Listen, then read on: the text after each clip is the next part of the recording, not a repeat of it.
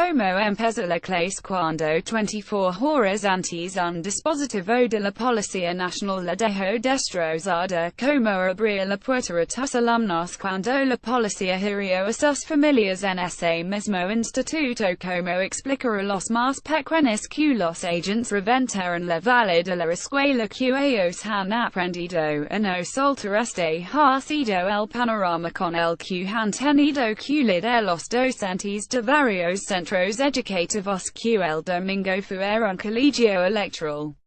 Los desalojos por la fuerza de la Guardia Civil y la Policía Nacional dejaron desperfectos en escuelas y institutos por valor de 340.00 euros, según el gobierno. Pero no es eso lo que más dolía a sus comunidades educativas, sino que se hubiera empleado violencia en un espacio escolar y, sobre todo, contra algunos de sus miembros. A las 9:00, unas flores adornaban la valla que da acceso a la Escuela Ramón Llull de Barcelona, una de las primeras desalojadas cuyas imágenes dieron la vuelta al mundo.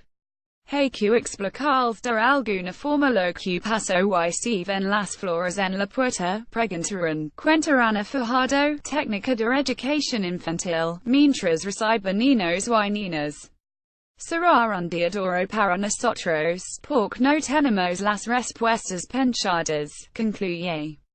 Algunas familias que este lunes llevaban sus hijos al colegio durmieron en Ayacucho el viernes, pasaron un sábado festivo y fueron arrancados de la cola para votar el domingo. Muchos de los niños vieron las imágenes por la tele. Y si no, nos escuchan hablar a los adultos y preguntan. No se lo podemos esconder, comenta una de las madres, Mireia Daniel, que tenía familias en el colegio cuando la policía cargó.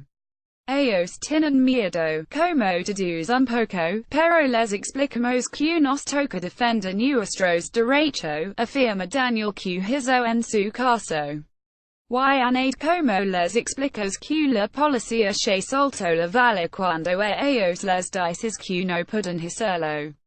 Los daños causados en el Ramón Llull y en los demás centros de la capital catalana habían sido reparados este lunes provisionalmente por una brigada de la administración, según su director, Manuel Lombardia.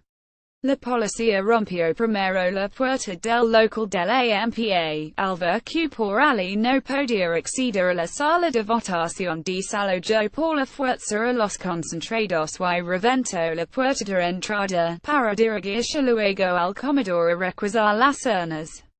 Las taquillas de los trabajadores del comedor también las destrozaron, pensando que había algo, afirma. En otros centros fue peor. En el Palomera, del barrio de Les Corts, al esconder la gente las urnas, los agentes recorrieron varias salas removiendo el mobiliario y el material escolar, como se aprecian en las imágenes que toma Claudia Gerate, una vecina que accedió al local poco después. Pero no eran los destrozos lo que preocupaba este lunes a los maestros. Esta violencia extrema va en contra de los valores de convivencia y respeto que en los centros educativos trabajaremos hoy, afirmaba Lombardia. No tenían muy claro cómo abordarían el tema en clase, pero sí sabían que lo harían no desde las cuestiones políticas, sino desde valores, el respeto y la convivencia. No han sido pocas las escuelas y institutos en Cataluña que, siendo no colegio electoral, han reservado un rato en clase para dejar que sus alumnos se expresaran sobre lo sucedido. Es lo que ha pasado este lunes en el Instituto Escuela Les Vinyes de Castellbisbal. Los profesores se han reunido poco antes de las 8:00 para decidir qué hacer. Hemos optado por dejar que sacaran lo que llevaban dentro, una cosa más emocional, de sacar su angustia de hablar de lo que había sucedido, comenta Daniel Laguna, profesor de tecnología y matemáticas. En les vinis entro también la Policía Nacional por la fuerza para requisar y impedir la votación. Madres, padres, ex-alumnos y algún alumno de los mes sufrió los golpes por de las cargas policiales, llegan al centro.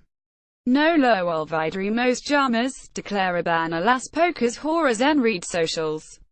Fue muy tenso, la mayoría nos enteramos por WhatsApp, explica Laguna. Sufrió por sus alumnos y sus familias. Como y acutel, la mayoría de los chavales de primero de eso que entraban este lunes en su clase habían visto los videos de las cargas en el móvil. Los mismos chicos que decimos que pasan de todo y solo juegan a la play, lo sabían todo y tenían sus opiniones, comenta este docente. Igual que en el colegio Ramón Lull, en les vinis optaron por dar tiempo para que los alumnos hablaran del tema pero sin enfocarlo desde el punto de vista político, sino de la violencia. Al principio estaban en la anécdota, si se había roto tal cosa o si habían visto tal video, pero poco a poco hemos ido hablando del uso de la violencia. Ha habido un rechazo unánime por su parte a la violencia, todos coincidían en los excesos de la policía, relata Laguna.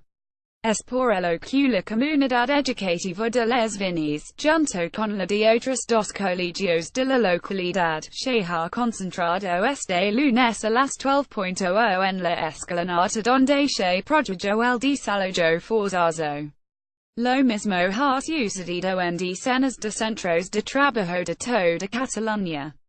Este martes, además, este instituto escuela se suma a la huelga que también secundaron docentes de otros muchos centros educativos, públicos y concertados, para protestar contra las actuaciones del gobierno. Solo el hecho de que alguien armado entra en un centro educativo es una cosa que no puedo concebir, confesa este profesor. Un centro educativo debería ser un templo del respeto, añade, y destaca la línea que supone que la policía utilizará la fuerza en unas escuelas en las que cada vez más se trata de potenciar la resolución de conflictos, la resolutividad y el respeto a los demás. Manifiesto frente al instituto no ha sido un lunes cualquiera en muchos centros educativos en Cataluña, no solo los que fueron un colegio electoral. En Badalona, Marta Ferrer, estudiante de primero de bachillerato del Instituto La Clacuña, comentó con sus amigas, después de pasar todo el domingo dentro del colegio Progra, que no podía ir a clase así como así. No teníamos valida ir al instituto, comentó esta joven. Con un grupo de clase optaron por concentrarse en silencio y vestidos de negro a las puertas del centro.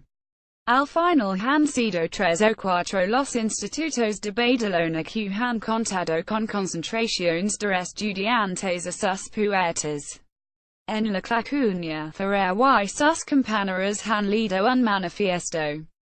Hoy no somos independentistas ni unionistas, recogía el texto. Somos demócratas, personas que luchan por los derechos humanos. Somos personas que se nos rompe el corazón al ver las imágenes de. Somos personas avergonzadas ante lo que es nuestro gobierno central y los que opos de policía, guardia civil y policía nacional que se supone que nos protege. Somos personas humanas, lamentaba el manifiesto.